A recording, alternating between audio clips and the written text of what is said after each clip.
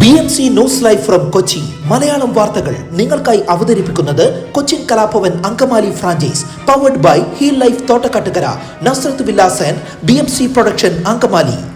നമസ്കാരം, BMC radio Malayalam വാർത്തകളിലേക്ക് സ്വാഗതം. ഞാൻ ധനുകൃഷ്ണ. കാലടിയുടെ ദീർഘകാല സ്വപ്നമായ bus terminal cum shopping complex നിർമ്മാണം ആരംഭിച്ചു. പൈലിംഗ് പ്രവർത്തനങ്ങളാണ് ഇപ്പോൾ നടക്കുന്നത്. 16 അടി താഴ്ചയിലാണ് പൈലിംഗ് നടത്തുന്നത്. ഒരു മാസത്തിനുള്ളിൽ പൈലിംഗ് പ്രവർത്തനങ്ങൾ പൂർത്തിയാക്കാനാണ് ലക്ഷ്യമിട്ടിട്ടുള്ളത്. 12.5 കോടി രൂപ പദ്ധതി 2 ഘട്ടങ്ങളായിട്ടാണ് പൂർത്തിയാക്കുന്നത്. ആദ്യഘട്ടമായി 6 കോടി രൂപയുടെ പദ്ധതിക്കാണ് സാങ്കേതിക അനുമതിയായിട്ടുള്ളത്. കളമശ്ശേരി AK കൺസ്ട്രക്ഷൻസ് ആണ് കരാർ ഏറ്റെടുത്തിരിക്കുന്നത്. 16 മീറ്റർ വീതിയും 80 മീറ്റർ നീളവുമുള്ള 2 നില കെട്ടിടത്തിന്റെ ഗ്രൗണ്ട് ഫ്ലോറിൽ 29 കടമുറികൾ ഉണ്ടാകും. റോഡിനും സ്റ്റാൻഡിനും അഭിമുഖമായാണ് കടമുറികൾ നിർമ്മിക്കുന്നത്. 1-ാം നിലയിൽ കടമുറികളും 2-ാം നിലയിൽ ഹാളും മറ്റുമുണ്ടാകും.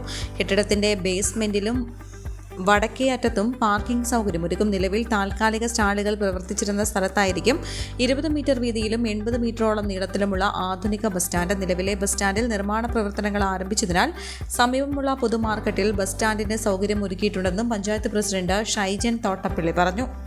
മാലിന്യമുക്ത പഞ്ചായത്തായി പ്രഖ്യാപിച്ച ദിവസങ്ങൾക്കുള്ളിൽ ആവോലി പഞ്ചായത്തിൽ ആലപ്പുഴ ഉൾപ്പെടെയുള്ള നഗരങ്ങളിൽ നിന്നുള്ള ടൺ കണക്കിന് മാലിന്യം വ്യക്തികളുടെ പറമ്പിൽ തള്ളി. ആടൂപ്പറമ്പ് 2-ാം റോഡിന് സമീപമുള്ള തടിമില്ലിന് പിന്നിലെ മുണ്ടോപ്പാടം തോടും പാടശേഖരവും അതിരിടുന്ന സ്ഥലത്താണ് മാലിന്യം തള്ളിയത്. പഞ്ചായത്ത് അധികൃതർ വ്യക്തികൾക്ക് നോട്ടീസ് നൽകിയെങ്കിലും മാലിന്യം നീക്കം ചെയ്യാൻ നടപടി ഉണ്ടായില്ല. തുടർന്ന് പഞ്ചായത്ത് പോലീസിന് പരാതി നൽകി.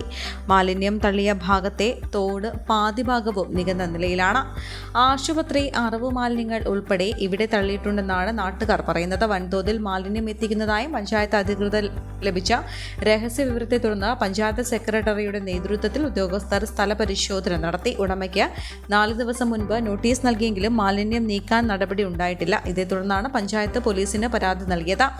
ഉടമയുടെ അറിവോടെ ഭൂമി നികത്തുന്നതിനാണ് മാലിന്യം എത്തിച്ചിരിക്കുന്നതെന്നാണ് നാട്ടുകാരുടെ ആരോപണം.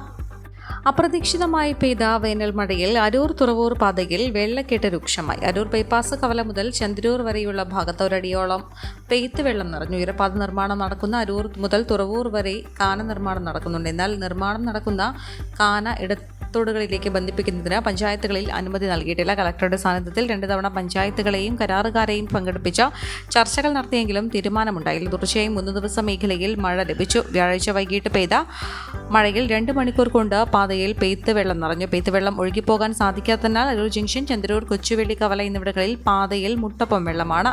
ഇന്നലെ രാത്രി 8ഓടെ അരൂർ ക്ഷേത്രം കവലയിൽ രൂപപ്പെട്ട വെള്ളക്കെട്ടിൽ വീണ് സ്വകാര്യ ബസ് തകരാറിലായി. ഇതോടെ ഗതാഗത കുരുക്കും നേരിട്ടു. തുടർന്ന് കോരിച്ചൊരിയുന്ന മഴയത്ത് നാട്ടുകാരും ബസ് ജീവനക്കാരും ചേർന്ന് പാതയിൽ നിന്ന് ബസ് തള്ളി നീക്കിയാണ് ഗതാഗത കുരുക്ക് ഒഴിവാക്കിയത്. പെയ്ത്ത് വെള്ളം ഒഴുക്കിവിടാൻ ഉടൻ നടപടിയെടുത്തില്ലെങ്കിൽ മഴക്കാലം തുടങ്ങിയാൽ അരൂർ തുറവൂർ ഉയരപ്പാത നിർമ്മാണം നടക്കുന്ന ഭാഗത്തെ യാത്ര ദുഷ്കരമാകും.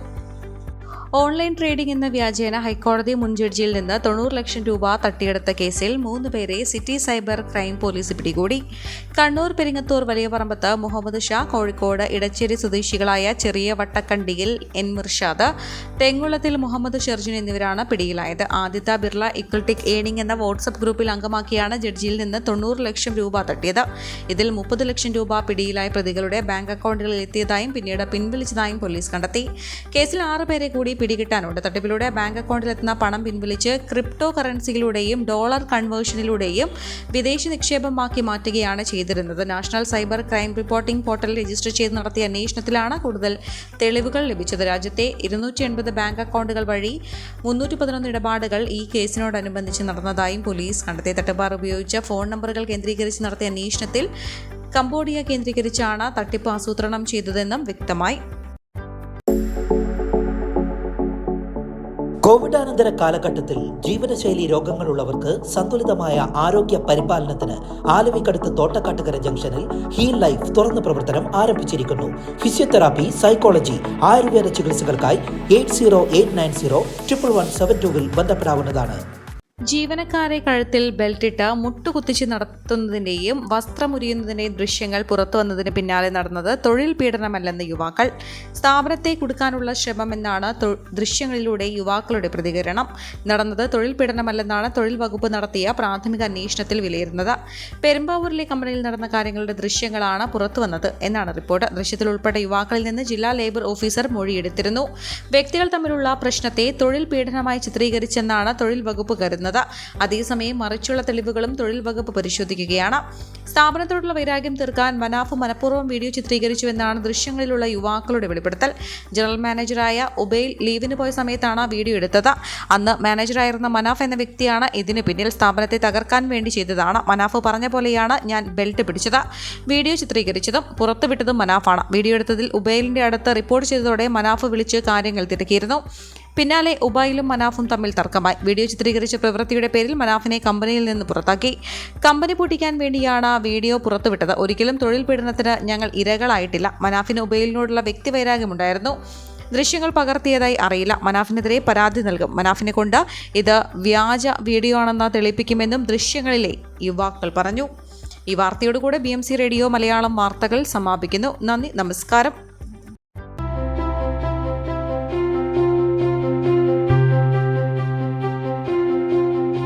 അങ്കമാലി പ്രദേശത്തെ കലാവിദ്യാർത്ഥികൾക്ക് സുവർണ അവസരം. ലോക പ്രശസ്ത കലാവിദ്യാലയമായ കൊച്ചിൻ കലാഭവന്റെ അങ്കമാലി ഫ്രാഞ്ചൈസി കരയാമ്പറമ്പിനടുത്ത് എളവൂർ കവലയിലുള്ള സ്പ്രിംഗ്ഫീൽഡ് കെട്ടിടത്തിൽ പ്രവർത്തനം ആരംഭിച്ചിരിക്കുന്നു. Classical dance, cinematic dance, Carnatic music, Zumba dance എന്നീ വിഷയങ്ങളിൽ പ്രഗത്ഭരായ അധ്യാപകർ ക്ലാസുകൾ നയിക്കുന്നു. കൂടുതൽ വിവരങ്ങൾക്ക് ബന്ധപ്പെടുക 9995208614.